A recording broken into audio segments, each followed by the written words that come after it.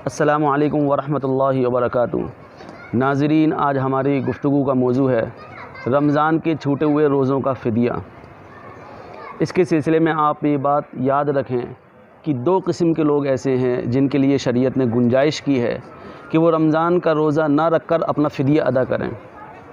Number 1، شیخ فانی، یعنی ایسا بزرگ شخص، مرد ہو یا عورت ہو، جس کی عمر تقریباً 70-80 سال کو پہنچ چکی ہو، جسم میں اتنی کمزوری آ گئی ہو کہ اس کے جسم میں اتنی طاقت نہیں ہے کہ وہ روزہ رکھ سکے رمضان کے، لہذا ایسا شخص۔ دوسرا وہ شخص جو اتنا زیادہ بیمار ہو جس کو صحت کی کوئی امید نہ ہو آئندہ میں کہ وہ صحت یاب ہو سکتا ہے، جیسے ڈائلیسس کا مریض، جیسے کینسر کا مریض، لہذا اس شخص کے لیے بھی، یعنی ان دونوں شخصوں کے لیے، شیخ فانی کے لیے اور بیمار شخص جس کو آگے صحت کی کوئی امید نہ ہو، ان دونوں شخصوں کے لیے شریعت نے گنجائش رکھی ہے کہ یہ دونوں رمضان کے روزے نہ رکھ کر اس کا فدیہ نکال دیں۔ ایک روزے کے عوض ایک فدیہ، 20 روزوں کے عوض 20 فدیے، 30 روزوں کے عوض 30 فدیے۔ اب سوال یہ کھڑا ہوتا ہے کہ فدیہ کیا ہے؟ فدیہ نکالنے کے سلسلے میں آپ دو باتیں ذہن میں رکھیں، یعنی آپ دو طریقے سے فدیہ نکال سکتے ہیں۔ پہلا فدیہ کھانا کھلا کر، یعنی ایک روزے کے عوض میں ایک غریب کو 2 وقت کا کھانا آپ کھلا دیں، یہ ایک روزے کا فدیہ ہے۔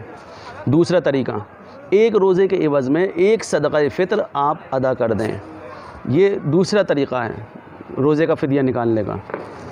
تو یہ دو طریقے ہیں، یا پھر کھانا کھلانا 2 وقتوں کا ایک مسکین کو، ایک روزے کا فدیہ، یا دوسرا ایک صدقہ فطر۔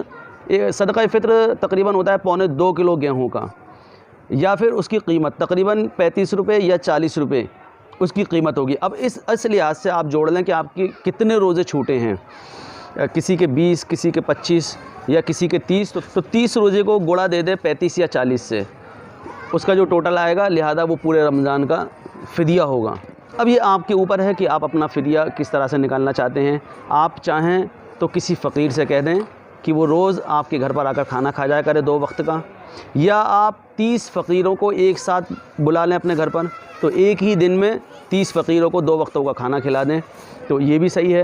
یا آپ ایک ہی آدمی کو 30 صدقہ فطر دے دیں، یہ بھی صحیح ہے۔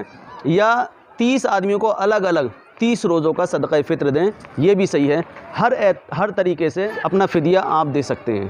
بہت سارے حضرات کو فدیے کے سلسلے میں جانکاری نہ ہونے کی وجہ سے وہ سفر پر، یعنی سفر کرتے ہیں اور سفر کے بعد میں اس کی قضا نہیں کرتے روزے کی، بلکہ اس کا فدیہ نکال دیتے ہیں۔ اسی طرح سے کسی کو اگر چھوٹی موٹی بیماری ہو جائے تو اس پر فدیہ نکال دیتے ہیں۔ اسی طرح میں نے بعض عورتوں کے بارے میں سنا جو امید سے ہوتی ہیں کہ وہ اپنے روزوں کا فدیہ نکال دیتی ہیں۔ ان حضرات پر فدیہ نہیں ہے۔ فدیہ صرف میں نے 2 قسمیں بتائی شروع میں، انہی لوگوں پر ہے، اس کے علاوہ باقی پر فدیہ نہیں ہے۔ شیخ فانی پر، یا وہ مریض جس کو آگے صحت کی امید نہ ہو، بس ان 2 لوگوں کے لیے شریعت نے فدیہ رکھا ہے، باقی پر قضا یا کفارہ ہے۔ اس کے لیے انشاءاللہ میں دوسری اپنی ویڈیو میں تشریح کر دوں گا کہ کس پر قضا ہے اور کس پر روزے کا کفارہ ہے۔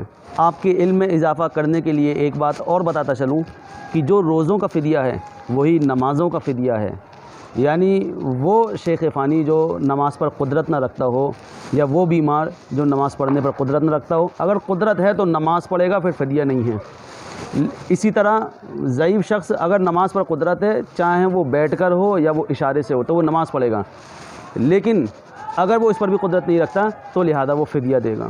تو جو روزے کا فدیہ ہے وہی نماز کا بھی فدیہ ہے۔ چونکہ میری یہ ویڈیو جوان حضرات دیکھ رہے ہیں اور صحت مند لوگ دیکھ رہے ہیں، بزرگ حضرات انٹرنیٹ کی دنیا سے ذرا دور ہوتے ہیں اور بیمار خود اپنی پریشانی میں مبتلا ہوتا ہے، اس لیے میرا یہ مسئلہ آپ وہاں تک پہنچائیں، انشاءاللہ اللہ آپ کو اس کا اجر دے گا۔